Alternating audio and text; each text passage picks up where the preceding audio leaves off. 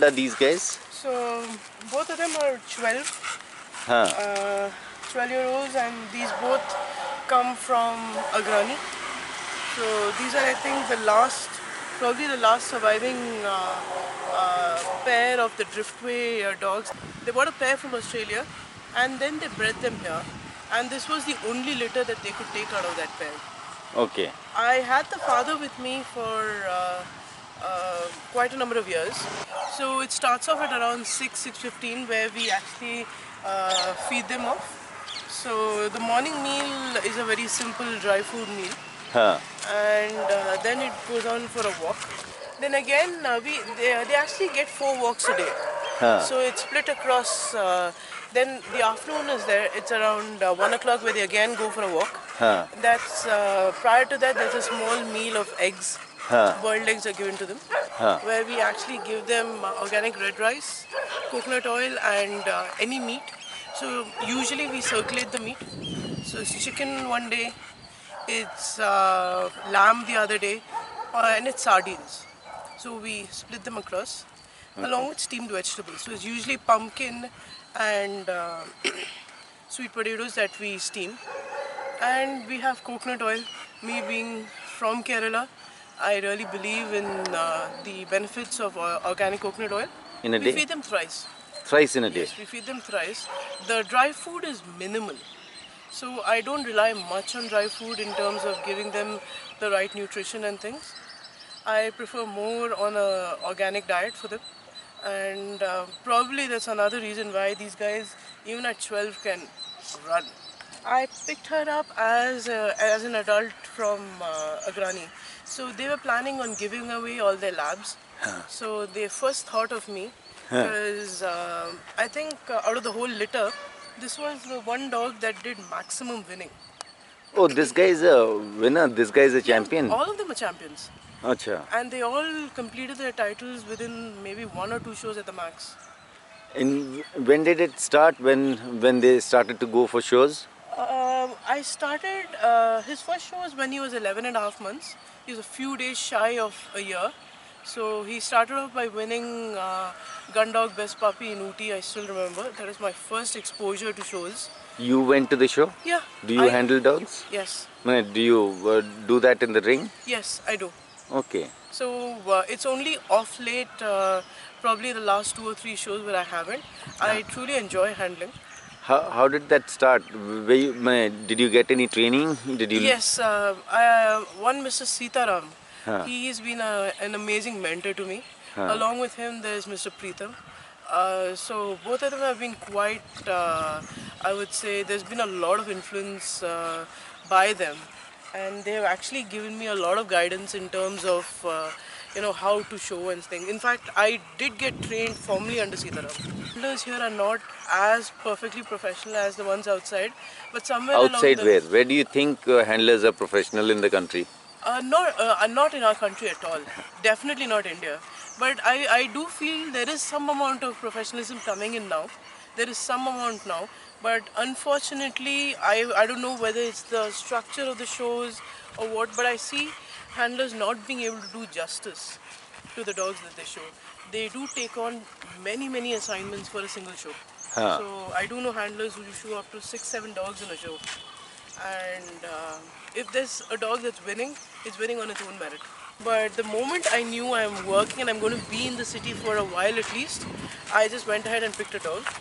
And he turned out to be an amazing companion, turned out to be an amazing dog. He was, of course, he was not perfect. He was not a show quality lab, but all But said it was and done, nonetheless a lab. It was a lab. It was always a lab. So I always wanted a lab because I felt they were the most human-like of all. Of course, that's me. I'm just being prejudiced towards my breed. But now if you ask me about the beagles, I'll tell you the same thing. Yeah. But besides anything else, I think that dog taught me a lot.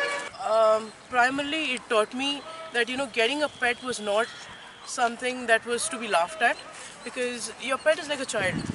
You cannot leave him or her alone for hours. You cannot expect him to understand everything you say. You cannot, you also have to understand that they have moods and moments. They are, at times they're naughty, at times they are bored, At times they are sad. And coincidentally, during the time when I got him, within a year I lost my mom. And my mother was extremely close to this dog. And this dog stopped eating. He stopped eating for a month and a half. And my vet, Dr. Shrikant, he really helped me during that time. And this dog also really helped me come out of that personal tragedy that I had. And that dog was there with us through thick and thin and anything and everything. In fact, he's one of the bonding reasons perhaps that, me and my husband decided back then he was just a friend. Because of this dog, we probably decided to, live our lives together. Yes, I did breed. I bred very sparingly. I bred around 3 litters. And I started breeding them after I got Charu. And like I said, this is an amazing female. So she managed to complete her title in a single show. And after that, a lot of people started coming up and saying, "You have such an amazing line. Why don't you please breed? I'm sure there are a lot of people waiting for a litter." I said, "Fine, let's give it a go." Little did I realize it's going to be something that's a 24/7 kind of experience. And back then I was working for a company that fortunately allowed work from home. So I actually worked from home for a month and a half, when as long as the litter was there at home. I think close to 2 months was when I worked from home. And uh, the other reason why I decided not to breed so often was when you have a litter, you find it very, very difficult to get people who will actually buy the dog for the reason you bred them. There are a lot of them who pick the dogs and they probably never pick my phone after that. I have no idea what happened to my pups. And this is a sad story that probably every breeder goes through. Is it important to get dogs with KCI certificates? Absolutely. I'm a strong advocate of purebred dogs, purely for the fact that somewhere along the line, if the breeder is a little responsible, he or she can actually try to minimize the genetic defects, try to minimize early pet deaths if they are bred with the right male. Why do you think there isn't a lot of people who go in for a KCI registered dog from ethical breeders?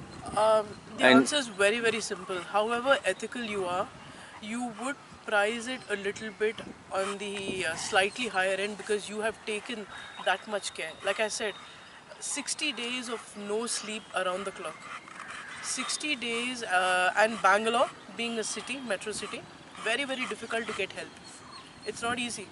So when you have a litter at home, it's a commitment beyond anything else. Plus, when you pick a female of good lines, you also actually end up you also end up paying more for the girl. You end up paying a lot for the studs. You really do take a lot of care when it comes to many, many things. And on an average, it's some of the breeders, I do agree, may take advantage of the fact that that it's not that easy to get a good dog. It's very, very difficult to actually pick something which is KCI registered, so they charge them a little more. Also, of course, the cost of registrations have also gone up now. But besides anything else, I think people are not informed. People think if you're picking a dog with a KCI registration, it's purebred, it's going to cost me more, it's going to cost me more to take care of them. It's an expensive affair. Let me go and pick something from a pet store. I don't want to commit so much. People who work with their dogs are generally using dogs for exactly what they are meant. So I feel they are the most responsible and probably the right set of people that your dog should go to. Because a dog is not just meant to be at home and be cuddled around, or if you have the time, spend time with the dogs. If you is there any burning issues that you want to, Yes, which is close to your heart, that you want to share? yeah, definitely. I get this question a lot. How much do you spend on an average on a dog? You have 4 dogs at home. So does all your savings go into them? I get this question asked a lot, along with the fact that how much does a vet visit cost? I think they are a little tired. They are tired. I think you can send him. Leke jao usse. इसे पूरा dust कर दो पहले, पूरा मिट्टी उसके ऊपर ही है. He's absolutely rolled in the mud. Yes. Yes, we were talking about Yes. some of the issues so that. yeah, I get this question asked a lot.